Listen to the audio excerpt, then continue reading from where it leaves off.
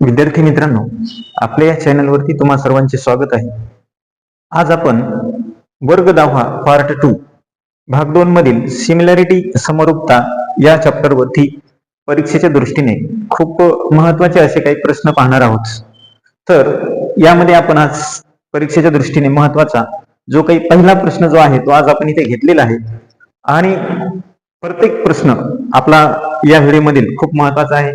म्हणून हा व्हिडिओ पूर्ण पाहण्याचा प्रयत्न करा, जेणेकरून तुम्हाला परीक्षेच्या दृष्टीने हा खूप महत्वाचा व्हिडिओ असून यामध्ये तुमच्या पूर्ण कन्सेप्ट क्लिअर होणार आहेत.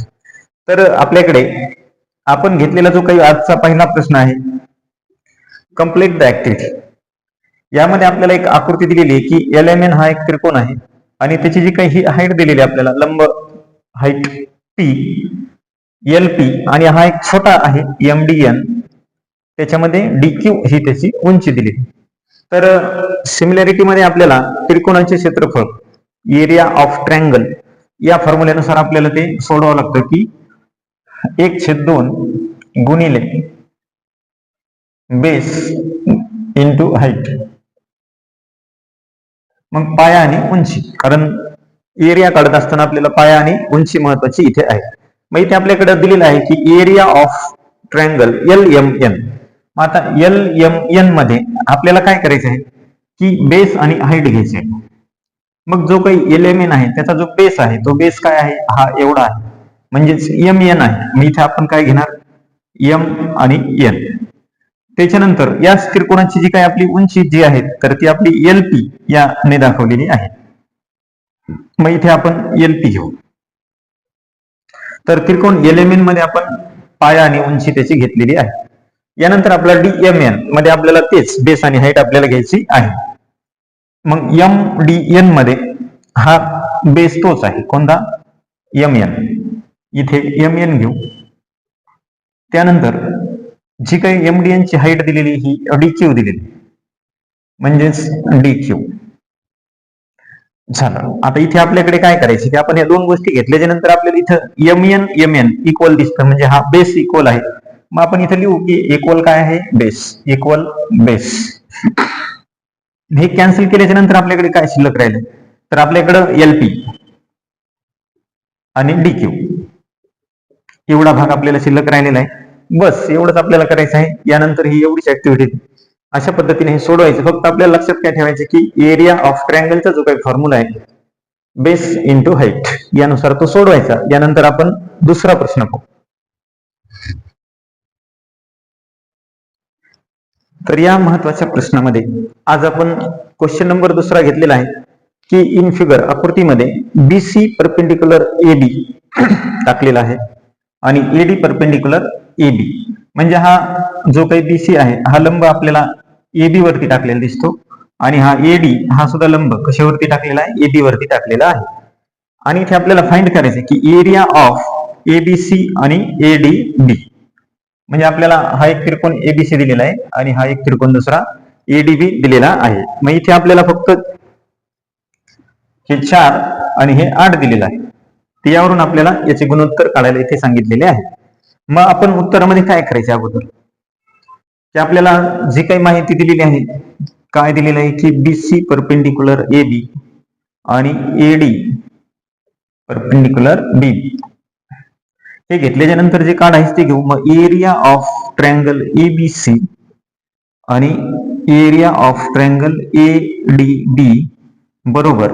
आता आपला पहिला ABC चे आपल्याला बेस आणि हाईट घ्यायची. हा बेस झाला AB गुणिले त्याची हाईट आहे BC आणि छेदामध्ये दुसरा ADB ची जी काही हाईट आणि हाच बेस आहे, म्हणजे AB गुणिले AD.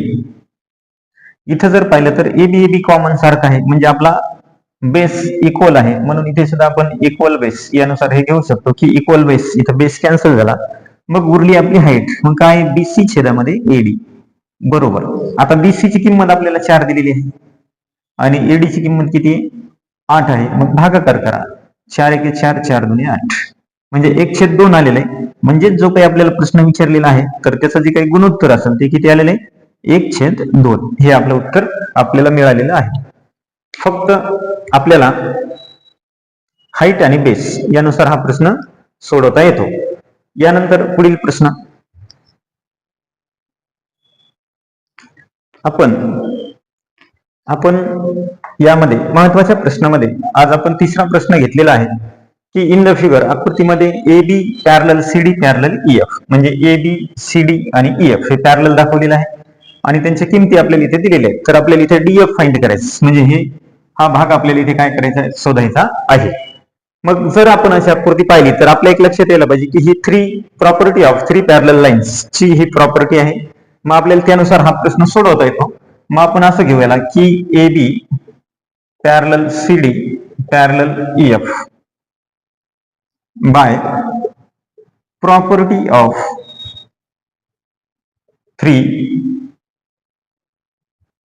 पॅरलल लाईन यानुसार आपल्याला घ्यायचं. मग थ्री पॅरलल लाईन नुसार काय घेतात तर ए सी छेदामध्ये सीई आपल्याला असा अगोदर घ्यायचा आहे म्हणजे ए सी छेदात सीई बरोबर तसंच बीडी छेदामध्ये डीएफ बीडी छेदामध्ये डीएफ अशा पद्धतीने आपण एकदा ते घेतलं की यानुसार आता आपल्या दिलेल्या किमती ठेवून आपल्या एसी ची किंमत दिलेली आपल्याला 5.4 छेदामध्ये सीई ची दिलेली 9 बरोबर बीडी ची दिलेली 7.5 आणि डीएफ ची दिलेली नाही आपल्याला ती फाइंड करायची. आता इथे याचा आपल्याला तिरकस गुणाकार करायचा. मग इथं असं होईल आपलं डीएफ बरोबर 9 गुणिले 7.5 आणि छेदामध्ये 5.4 असं आपण घेतलं. आता यानंतर आपल्याला इथे भागाकार करायचा आहे. तर आपण असं करू की डीएफ बरोबर 9 गुणिले 75 छेदामध्ये 54 म्हणजे दोन्हीकडे एक एक दशांश आहे तो आपण कॅन्सल केला. आता 9 1 9 9 6 54 म्हणजे आपण 9 ने भाग दिला 54 ला तर आपल्याकडे आता डीएफ बरोबर 75 छेदामध्ये 6 राहिले. मग 6 1 6 परत 6 1 6 इथे उरला 1 म्हणजे 15 झाले. 6 दुने 12 आता उरले 3 30 6 25 म्हणजे डीएफ ची जी काही किंमत आहे ती आपल्याला 12.5 इथे मिळालेली आहे. तर आपल्याला अशा पद्धतीने काय करता येतं की थ्री पॅरलल लाईन्स नुसार कशा पद्धतीने घेतात तेवढं एक लक्षात घ्यायचं आणि त्यानुसार असा एक 2 मार्कासाठीचा प्रश्न आपल्याला विचारला जातो तो या पद्धतीने सोडवायचा आहे. यानंतर आपला पुढील प्रश्न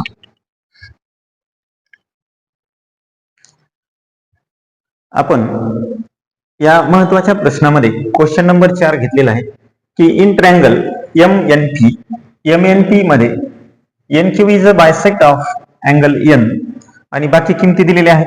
तर इथे आपल्याकडे हा बायसेक्ट दिलेला आहे म्हणून आपल्याला हा जो काही प्रश्न आहे तर थेरम ऑफ अँगल बायसेक्ट यानुसार आपल्याला हे या गुणधर्माच्या आधारे या थेरमच्या आधारे हा प्रश्न आपल्याला सोडवता येईल.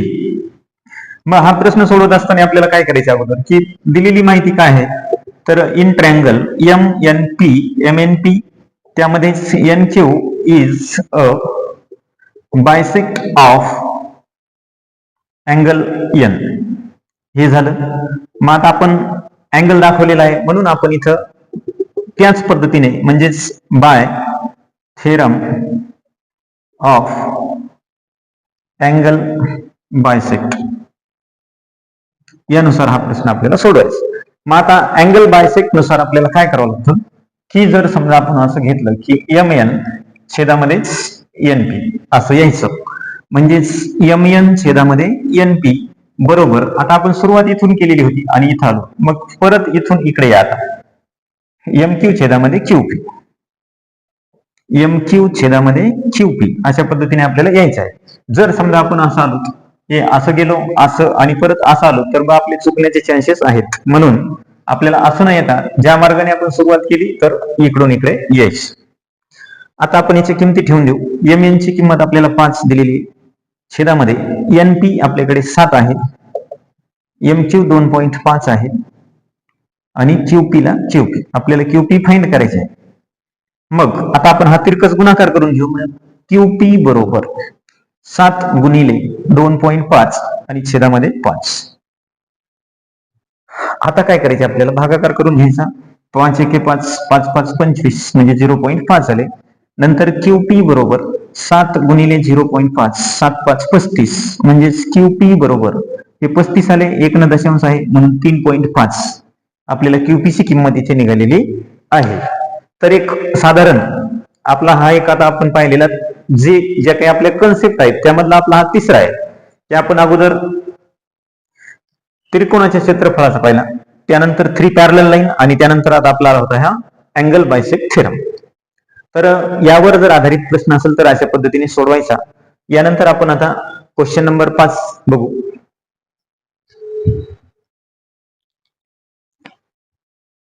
आपण क्वेश्चन नंबर 5 घेतलेला आहे की in trapezium ABCD side A B parallel CD parallel P Q, म्हणजेच हा एक ट्रॅपेझियम आहे आणि यामध्ये A B parallel P Q parallel CD असं आपल्याला इथे दिलेलं आहे.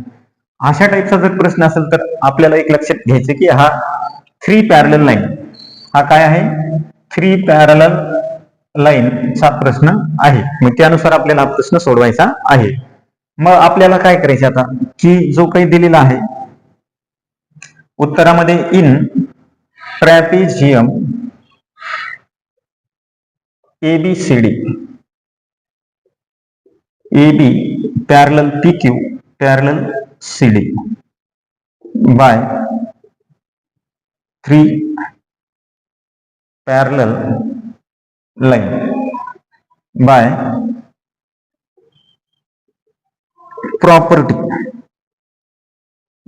property of 3 parallel line यानुसार आपल्याला हा घ्यायचा आहे. मग इथे काय करायचे की AP छेदामध्ये PD असं घेतात. AP छेदामध्ये PD बरोबर इकडून तसंच BQ छेदामध्ये QC, BQ छेदामध्ये QC. सिंपल आहे. आता आपल्याकडे फक्त किमती ठेवून द्यायच्या की AP ची किंमत आपल्याकडे 15, त्यानंतर PD ची 12, त्यानंतर आपल्याला BQ शोधायचंय आणि ही आहे QC 14. आता आपल्याला तिरकस गुणाकार करायचं म्हणजे BQ बरोबर 15 गुणिले 14 छेदामध्ये 12 असं आपण मांडून घेतलं. आता इथं जी काही क्रिया असेल जी आपापल्या पद्धतीने करायची, भागाकार तुम्ही कशाही पद्धतीने करा, शेवटी उत्तर तेच येणार असतं. मग जर आपण पाहिलं तर हे 3च्या पाड्यातील आहेत. 3 चौक 12, 3 5 15, परत 2 दुणे 4, 2 सत्त 14. आता BQ बरोबर हे 5 सत्त 35 आणि छेदामध्ये हे 2 जशाच तसे. हा भागाकार केला तर 2 1 2 उरले 1, 2 सत्त 14, पुन्हा 1 उरला, 2 पंचे 10, म्हणजे BQ बरोबर 17.5 आपल्याला इथे उत्तर मिळालेलं आहे. तर 3 पॅरलल लाईन्स आपला हा जवळपास दुसरा का तिसरा प्रश्न यामध्ये आपण घेतलेला आहे. तर सिंपल या पद्धतीने असं सोडवायचा. यानंतर महत्वाच्या प्रश्नामधला आपला पुढील प्रश्न.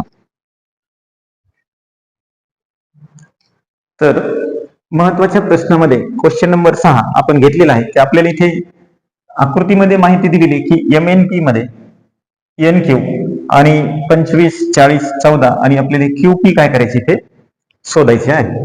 आकृती जर पाहिली तर आपली ही अँगल बायसेक्ट थेरमची आकृती आहे, म्हणून आपल्याला त्याच नुसार आपल्याला हा प्रश्न सोडवायचा आहे.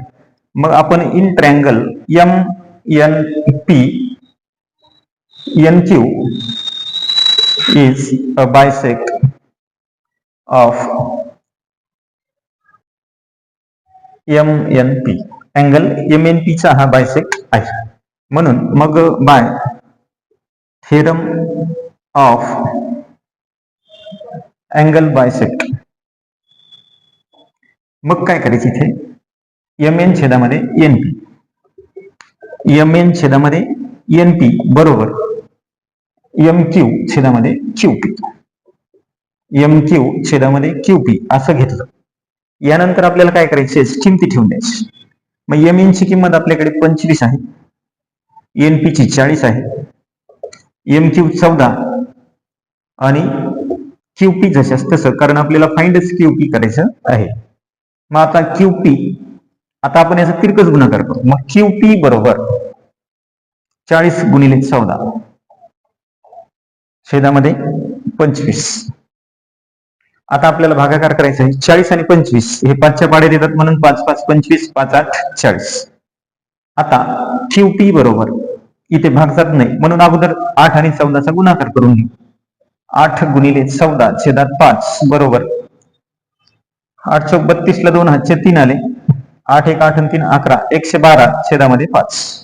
मग 5 एक 5, 5 दुने 10, उरला एक 12 झाले, परत 5 दुने 10, आता उरले 2, एक 0 घेऊ, पॉईंट देऊ, 5 चोक 20, म्हणजेच QT बरोबर 22.4 हे उत्तर आपल्याला इथे मिळालेलं आहे. तर अशा पद्धतीने आपण महत्वाच्या प्रश्नामध्ये 6वा प्रश्न सोडवलेला आहे. तो आपल्याला अँगल बायसेक्ट नुसार आपण सोडवलेला आहे. तर आज आपण या व्हिडिओमध्ये 6 महत्वाचे प्रश्न घेतलेले आहेत. उर्वरित प्रश्न आपण पुढील व्हिडिओमध्ये घेऊ. निश्चितच हा व्हिडिओ जर आवडला असेल तर व्हिडिओला लाईक करायला, शेअर करायला विसरू नका, जेणेकरून चॅनलला सबस्क्राईब करा, म्हणून तुमच्याकडे नवीन नवीन व्हिडिओ येण्यास मदत होईल. तर आज इथेच थांबू. धन्यवाद.